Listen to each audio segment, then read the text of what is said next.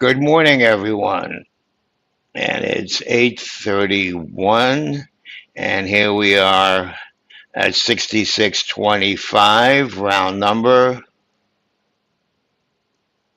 And what you're seeing here is my TV string indicator. It's not really an indicator, it's just a string of where I see the lines. It's not mechanical, it's basically written where I see the lines and where I see the levels, and my subscribers get that. And that's overlaid on top of mentor cues, auto level-y things. Sometimes they coincide well, sometimes they don't. I do my stuff because I do my stuff. Um, anyway, and I have discount code for mentor Q if you want. And Julie Wade might be joining us, might not. That's somebody that I'm going to be doing something with, or we're talking about it. And we will be doing something. We're just kind of finalizing what and how, and she'll be introducing what she does. And we'll get on. Okay, so here we are. So let's cut to the chase. So so we're at 66.25, and I'll show you on the options in a minute. There is a path up toward 35, maybe 40. Unlikely, but the path is there, not terribly unlikely. Um, Expected move is about 20, 17, 20, whatever. So that takes us through the expected move. So 50 would be beyond the expected move, round number of 40. Um, we have gamma globs that should stop us there, and we'll talk about that in a minute. Yesterday's high was around here. We overshot. We went to 19 and then kind of pulled back to 15. As a quick reminder, yesterday there was market customers long, market makers shorts at 66.15, which we were. I'm probably losing people here in the weeds. Okay, that's all right.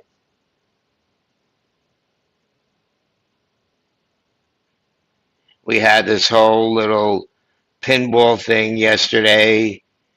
Were we going to make it to 15 or not? Then we got above 10. Customers started buying 66.10 calls toward the close, shot us right up to that 15 level. Okay, getting back to today. Oh, crap. Thank you, Boomer. Oops. Oops. Thank you. Take two. All right, now we're doing it again. Now I'm doing it again with the chart. Okay, that was a dry run.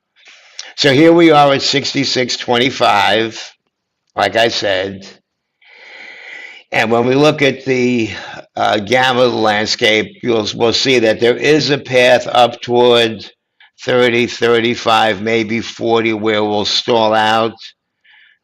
This also happens to be the top of the expected move right around here, 40, 45, whatever. And so another reason we should stall out up here. Um, Yesterday's high, we overshot. We went to 19. Yesterday's high was over here. And we closed right at 15. And I'm not going to go through it again now. I just did it verbally without the benefit of a chart. There was at 66.15 customer long, market maker short that kind of was in play most of the day. And at the end of the day on pinball, we kind of talked about it and we went through it. But let's get to what's going on now. Okay. So, one more thing real quick, and I did a write-up on this. I posted it in a few places, but quick. Yesterday we had vol up, spot up. What does that mean? VIX volatility, vol was up, and so was spot, the price of SPX. That's unusual, not terribly unusual, depending on what stats you look at. It happens 20% of the time, 8% of the time, whatever. It's unusual, but it's not crazy. It's not like 3 sigma, 4 sigma. It happens. Um, why did it happen yesterday? Now, some people, I think, are overinterpreting it. It happened yesterday, I think, at least 2 reasons, and we'll see. I asked some people on Twitter, I said, hey, what do you guys think? Um, One, we had market makers short Vegas, short vol at 66.15. We had customers buying calls, so market makers had to bid that up. But we also had VVIX, so people were buying VIX calls, presumably. Well, we have VIX expiration coming up. People are rolling, people are buying. When I looked at some of the volume, there was some big volume in October calls. There's also some volume in stuff for whatchamacallit, for Wednesday. Common playbook, um, common playbook, not rocket science. You go in there the day before. You go in there Monday, and we were below 15 at one point yesterday. You buy something like this for 30 cents, and you either double your money or you lose. So this is, okay. Or some people, oh, here we have 6,600. We had volume of 32,000. So there's plays in here. 76,000 puts here at 66.15 was volume yesterday.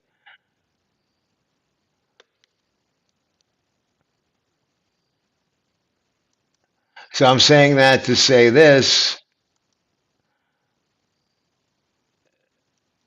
there was plenty of this going on as well, and we have FOMC coming up, and we have VIXpiration, et cetera, et cetera. So this is not so crazy. Other thing I just want to point out real quick, and I'll just get rid of TDEX for a second, and we'll look at that's the front month. Where's the current contract? I can't find the current contract here. I'm not going to bother wasting time. The difference between the current contract and what I have here at TDEX. The difference between, so the current contract is expiring the same day as the VIX on Wednesday. And at expiration, they kind of have to be equal. That's the way it is. That's just the way it is. And so right now, the difference between them, when I looked and it was in my note, was like 0.06, a couple of cents, which is to be expected. Yesterday in the morning, the difference was a little too wide for my taste, and then they narrowed in. How to see my screen? Are you looking at? I mean, I'm sharing it here on YouTube and on Twitter. Are you guys seeing it on YouTube and Twitter? I mean, I see it here on my StreamYard that it's sharing.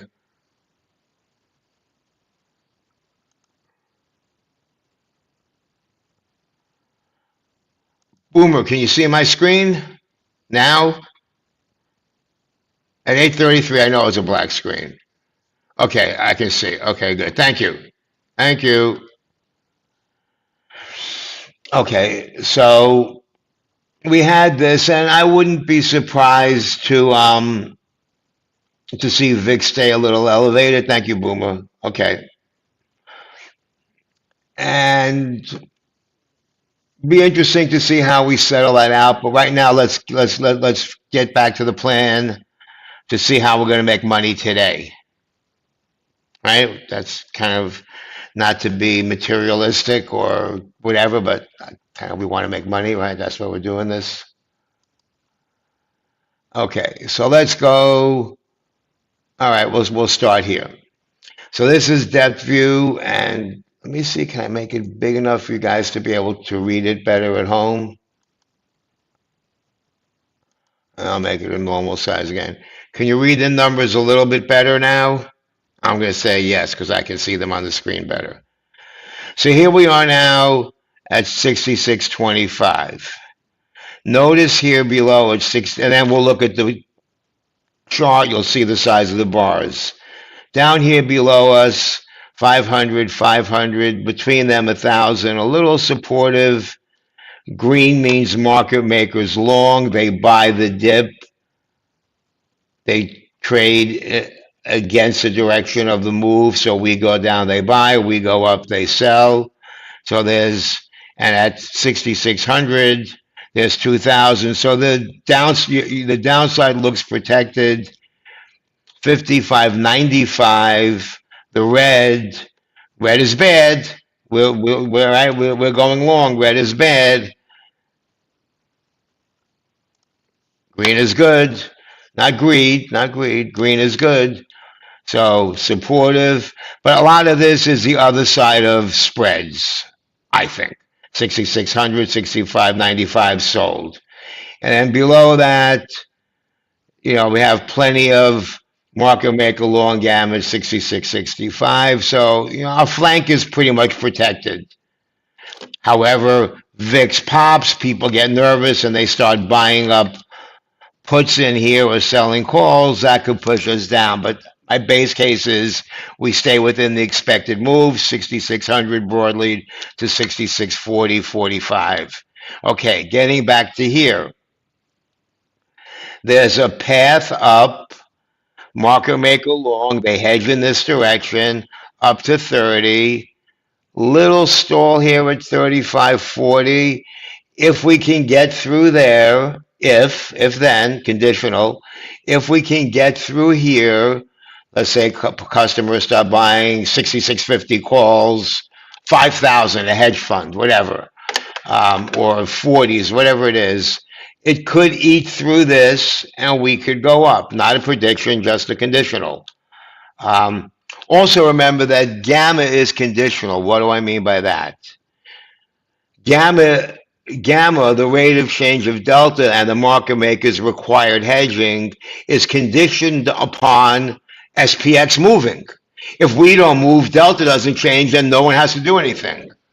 We stay still. Charm, on the other hand, is not conditional. Time is going to pass. No matter what happens, time is going to pass. No matter what happens, the 66.30 call that might have whatever delta it has now is going to have a zero delta, even if we're at 66.29 at the end of the day. So there's conditional flows that are if then, and then there's stuff that's not conditional that's going to happen with the passage of time or whatever. So there's different dynamics going on, and you have to you don't have to do anything. I keep them in mind simultaneously. Okay, so we have a conditional path up here, then depending what happens here. And that's really it. It looks like kind of a simple day, really. Let's look at the heat map, because I was going over this on the screen share before. So notice from the heat map, oh yeah, let me go back to this view for a second. This is important. Notice up here at 66.75, 22,000.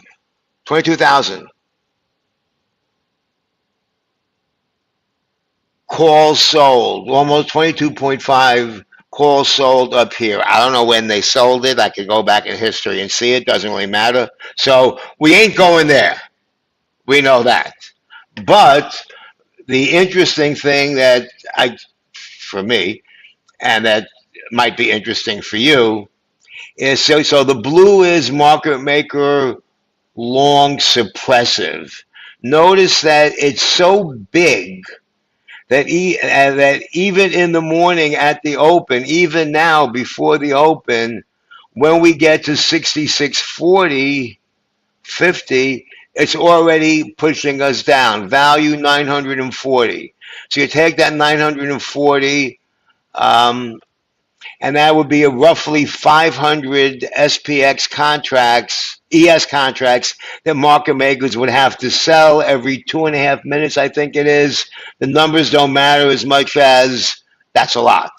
And when there's so many contracts transacting back and forth between traders and scalpers, like my boy Bad Hombre here, a 500 buy or sell order matters.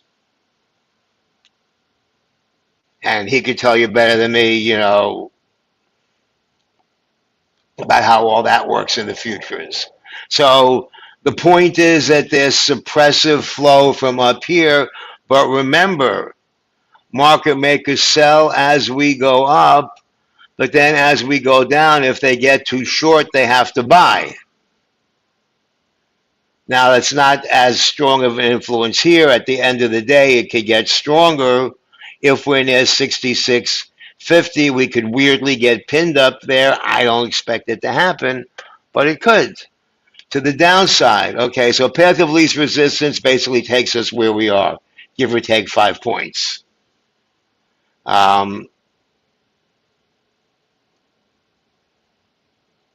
This whole white area, 66.15, 20 to 35.40, this whole middle zone is basically kind of chop wherever anything could happen. Toward the end of the day, this 66.05, 10, 6600 area, we shouldn't break it really, unless volatility picks up. Volatility picks up, the distribution widens, and we can go through some of these levels. So you have to keep your eyes on that.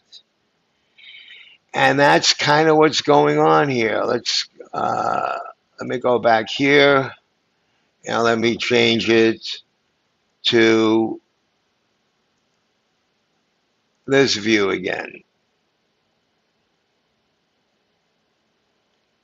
Okay, so I like to look at the shapes of the distribution.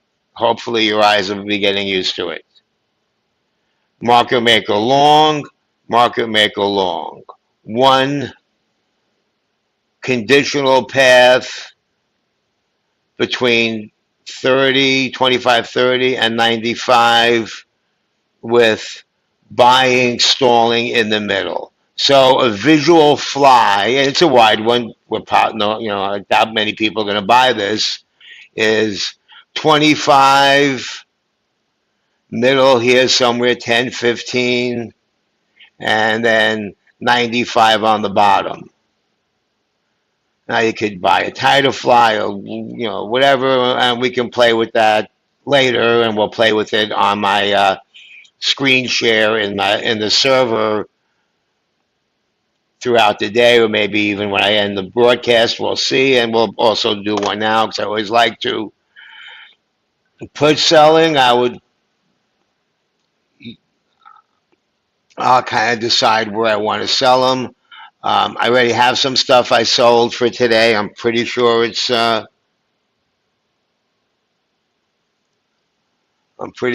worthless. Let's take a look real quick. 248 bucks. I guess I sold.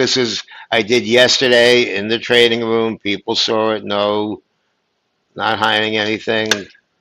I like to start off the day with a little bump. So it's nice to start off with 250, with extra 250 bucks in my pocket. If I wanted to close it out now, 58% profit, 65 is my target. So that's nice. This is just a little, whatever, that's something I bought for 10 or 15 cents or 20 cents that was there during the middle of the day yesterday for another reason. Yeah, so that's what we got going on here. Now, the market is also all bulled up. If we switch gears to the narrative for a minute, the market is all bulled up. Whoever went to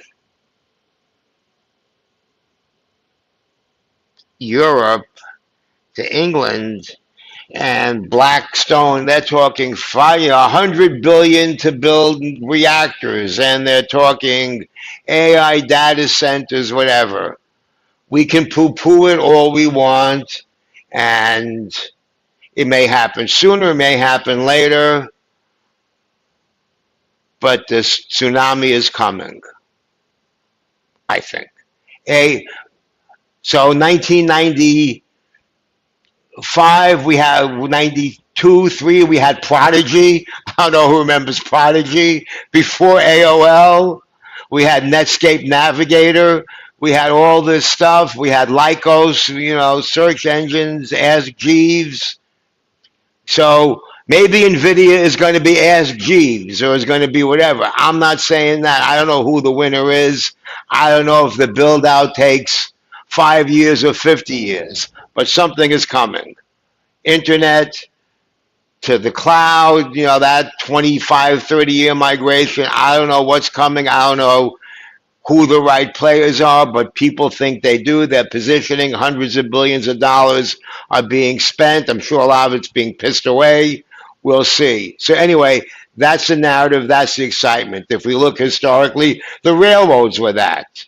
I don't know how many of you look at market history, but the market went nuts with railroads. Every tiny little railroad was bid up to ridiculous evaluation. Then people lost money, and the Carnegie Mellons of the world and the J.P. Morgan originals made money, and steel and electricity.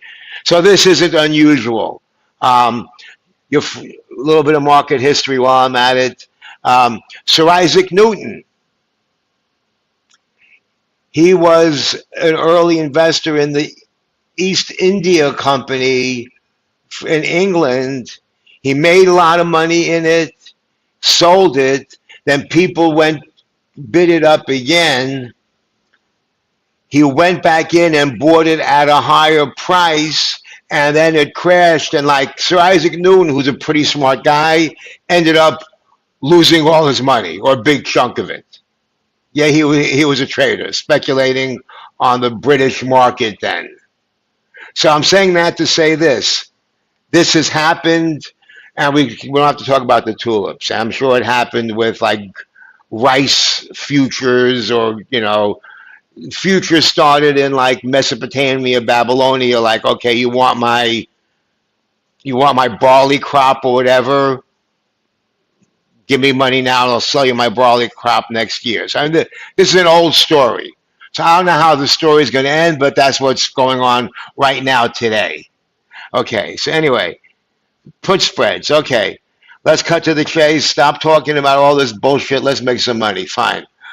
I'm teasing. Okay, let's see what's going on here. I have a big Frankenstein here, but that's okay. So what are you asking me? 80.75 first. Let's look. 8 Delta, not bad. 80.75. Not investment advice, of course. Looks decent. Now, that's just looking here. Now let's look at what really matters. Let's look here. You have this, you have this. Yes, 80 looks like a good place to be. You might take a little heat, probably won't. Probably won't. 80 looks like a reasonable place to be. As a matter of fact, I might join you there. As a matter of fact, I'll keep you company. I might keep you company on one, but I like wider and further. And so 75, 55, 45 cents. I'll put that in. And I'll do similar order at 45. and similar order at 50. And just to show you that I have confidence in the 80, I'll do 180, 65, 5 wide. I'll take the 45 cents. I feel okay with the 80. And I'll be in the room, so if this looks scary, we'll see. Now, I have all these Frankenstein flies here that I built out yesterday. One playing for that 95 pin. Remember that 95 I showed you? I saw that yesterday. So one is playing for a 95 pin, and one is playing for a 6610 pin. And here I sold these yesterday, 50, 60. Might be worth adding there. I'd be better to maybe go just to play it safe. 55.70. Add one at 40 cents. Similar, add one at 45 cents. And 50. I already have one. I'll add one more up here at 50 cents. If I wanted to do a 5 wide on top to go with that other one,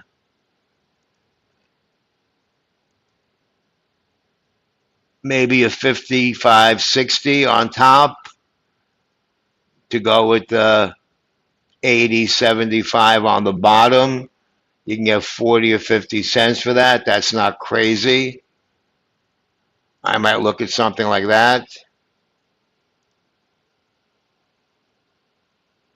I'll keep you company there. We'll go down with the ship together or not. Yeah, you may or may not get the 30 cents, but yeah, I mean, what the hell? Might as well. You can always change it to 25 if you have to. And actually, I mean, I do that too, as I showed you, because intraday you get a pullback, especially in the first 20 minutes or so. I often get hit on my downside wish trade and my upside wish trade. As far as longs, I don't know where I see the convexity yet, so we'll see. That's my girl. Like and subscribe. Now you're talking. Now you're talking. Um, with that, I'm going to turn it over to Bad Hombre, and I'm going to pull up a futures chart for him to talk us through what he's seeing on the futures. He does the future scalping room. Hey, good morning, everybody. Can you hear me? Yes, sir, we can. At least I can.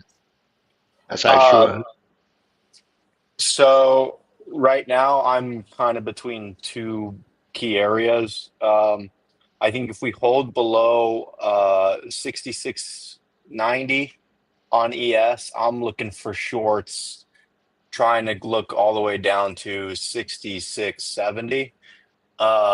Not so much, not so sure how much further we drop from there, as we're actually coming down now. But if So we do make 66.70 is, help me see, how many points from here is that? Oh, it's like 10 points less. Okay. Yeah. Okay. Yeah. I'm a little more conservative after a contract roll like we had yesterday. I like to just kind of let my chart reset. But if we do break below 66.70, I mean, I can see us moving down all the way to 66.30 pretty quickly. Um, 66.30, 50 points. yes. Yeah. An aggressive drop if we can't hold 66.70. Um, In I a just don't. day, pardon me for stepping on your thing. In a day, are we talking about a broader time frame? Because we have FOMC, we have all that other stuff going on. What's your, maybe the chart supports it, but in context of what's going on the rest of the rest of the world. Yeah, I mean, my strategy doesn't really go based off time. That's why I Okay. trade futures, and I don't trade options for that reason. But I mean, for me, that's in the cards today. If we do hold below 66.70, if we go back above 66.90, I'll be targeting uh high of day or high of session really, which is 6,700 basically. Okay, and so there's about a 60-point difference between the DEES contract and SPX, right? Give or take. Yes, correct. Okay, so when you say 6,700, that's SPX 6640. 35. Yeah, 3540, which is kind of where the gamma. So the gamma agrees with you, so to speak. And we've noticed it before that your levels tend to be close enough to where the gamma ends up. Yeah, I like it. I like it too. Yeah, so I'm more of a my trading gets a little wonky after a contract roll, just because there's levels that I need to change. That being said, I'm going to take it slow for the first hour into open, and then after that, I'll start hitting the gas pretty hard. Okay, sounds good. And then getting back to the context of the day, FOMC tomorrow, everyone knows, unless they want to pretend that there's really a debate just to get clickbaits or whatever, to sound smart on TV. Everybody knows it's going to be a quarter point tomorrow. Um, Everyone knows that it's going to be the dot plots and the interview and all that kind of stuff. We have the Trump appointee on that's going to be sitting today, along with the woman he tried to fire that the court said can sit there too. So I'd like to be a fly on the wall, or maybe not on the wall in the meeting room, because I'm sure they're very staid, but like in the elevator or like in the hallway, you know. Oh yeah, But a water cooler fly water seems like cooler, or like, you know, not to get too graphic, but in the men's room, people talk. And I'm sure in the ladies' room, people talk. And so it would be interesting to be in there, to have a microphone in there. I wonder if people do. Anyway, one I last thing I do digress. want to say is I chart ES and NQ futures, and there is a divergence, which to me usually leads to a trickier slash harder day to trade with less easy directional movement, more of a All right. choppy Let me pull grind. up NQ for a second, and I got some lines. These are Mentor's Q's lines, I have to say. Mentor Q is one of the few people that have pretty good gamma levels on futures. And they have different ways of doing it. They use the futures contract options. They also have this thing called blind spot, where they extrapolate from the SPX and the QQQs, in this case, where that would fall out on the NQ, whatever. So they have all kinds of cute stuff. I don't really do it. It's not my shtick. It's not my playbook, but they have it. And this Julie Wade also has future stuff, and I'll be doing something with her. We've been chatting. I thought she was going to be here today, but I don't know. I didn't have time to read the last DM with her if she could make it or not. So you can follow her on Twitter and see what she's got. As a matter of fact, just for fun, let me. Oh, my boy Z Contrarian. I love this guy. I bought 2,000 shares of this yesterday. Zim. Not investment advice. He's a smart guy. I agree with him. I rarely. Here's Julie Wade. Okay. She's got some algo stuff. I'm just going to put it in here. You know, we had a couple of meetings. Julie Wade's algo stuff. And she's got her secret sauce. Everybody's got their secret sauce. Her secret sauce looked pretty good. So I guess thought I'd plug. And that's it. You know, okay, so let's talk about VIXpiration again. That's always a fun topic. And let's talk a little bit about the road ahead. Um, And so when I talk about VIXpiration, I like to go to Gamma Edge. Guess I like the way I like the way the data is displayed. It's user friendly for me. And as you can see, we have 300,000 contracts of puts and 93,000 contracts of calls at 15.5. That's an inflection point, no big shocker. 16, there's action, and there's actually more has crept in here than from yesterday. 15, so 15 to 16 is, kind of where people are betting, no big problem. And so if they're over these puts, then market makers have to start buying back their shorts. And so depending on what I showed you before, if customers start going in here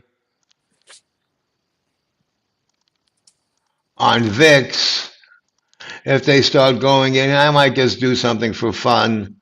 If they start going in here and buying, whatever they're buying, 15s, 15 and a half, 16s, that might be a fun trade for 12 cents. What the WTF, right? Well, what do you got to lose? 13 cents, lucky 13. If customers start coming in here and buying calls here, and then this has to be hedged out at the end of the day tomorrow morning, it could be interesting. Maybe we get above 16 VIX. Maybe that loosens us up on the bottom. I don't know. That's something we have to watch during the day. Now let's take a quick look into October. There was big volume yesterday. A lot of it was like the upside hedge stuff. So let's look at open interest. Delta on VIX options is kind of meaningless in the way that we options traders look at Delta. Why? Because the Delta is going to also has a Vega component in it. How much people are willing to pay for the time, for the volatility, and since people pay up for calls in VIX, the Delta is nutty. The at the money is going to be a 60 delta or a 70 delta, whatever it is. I don't know.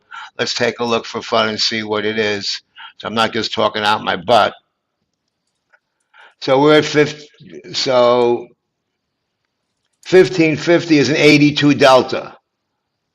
16 out of the money is a 76 delta. We all know that out of the money it should be around a 50 delta or less. So the delta on these is crazy. That's why you have to just think about them differently. So anyway, getting back to volume and open interest. So yesterday, I forgot I have it in my notes. There was big volume. It's a lot of it at some of this is today's volume, so that's a different story. There was big volume at some of the out of the money stuff. There's also a lot of volatility selling using the ETNs, the VXXs of the world and the UVXYs and all that. And so everybody's got a plan until they get punched in the face. And they got punched in the face in April. They got punched in the face of August of 2024. Volmageddon is a famous punch in the face. I don't think it happens now, but just let's be aware that this is a risk factor floating in the background, maybe in October, maybe not. Maybe a Russian and Polish soldiers shoot at each other and somebody gets killed at the border there and people get nervous. I don't know. Well, none of them. I'm just saying that there's obvious geopolitical risk out there that the market just seems to be kind of ignoring. And it's fine, I'm just kind of saying that. Okay, so like I said, it's really a simple day. Downside, close at 6,600. Sure, why not? Now this was a trade I did a million years ago. It was green at one point. It was throwing out money. That's okay. And here I got all this. I don't even know what I got here. 16.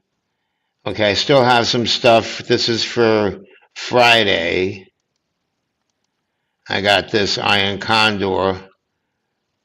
And a 50% profit would be here. I think I already have it in to close. Let's see. Yeah, I have it in at 50% profit. So I'll leave that alone for now. I'm not really worried about it. And that's it. Any questions, comments? David. Oh, David left. Man, I'm sorry, David. I'm not going to go through the trades we did yesterday. We had some good trades yesterday. Iron Condo we sold for 90, bought back the pieces for like 30 cents and 20 cents, whatever. Did some flies. We had some fun. Okay.